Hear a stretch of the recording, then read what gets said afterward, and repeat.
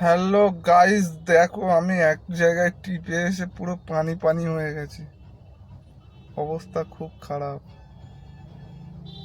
এটা এতটা কনজাস্টেড জায়গা যে একবার এলে দাদুর নাম ভুলে যাবে। সত্যি কথা, বাপরে বাপ। উফ, কি মারাত্মক লেভেলের এখানে কনজাস্টেড, না নিজে দেখলে বুঝতে পারবে না। এই দেখো গাড়ির মধ্যে পুরো ভিজে গেছে। প্রথমত তো জায়গা তো হাইজিনিক না, পুরো নোংরা জায়গা। বেরোবে কোথায়? বেরোলেই এত নোংরা, এত জঘন্য জায়গা বলার মতো না। বাধ্য হয়ে গাড়ির কাঁচ তুলে দিয়েছি।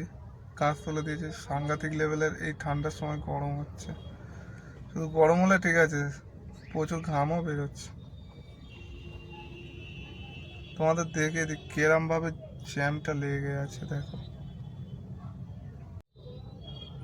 তো দেখতে পাচ্ছ বন্ধুরা কেমন জ্যামটা লেগে আছে বন্ধুরা। এই হাওড়া জেলাটা কবে যে ঠিক হবে? সব থেকে যদি বেশি জ্যামের যদি জন্য বিখ্যাত হয়ে থাকে সেটা হচ্ছে এই হাওড়া। হাওড়ার মধ্যে এই বাঁকড়া, বাপরে বাপ, মারাত্মক মারাত্মক সেই লেভেলের জ্যাম হয়। এই রুটটা অ্যাকচুয়ালি হচ্ছে দাসনগরের ভিতরে, প্রচুর জ্যাম হয়, বলো না।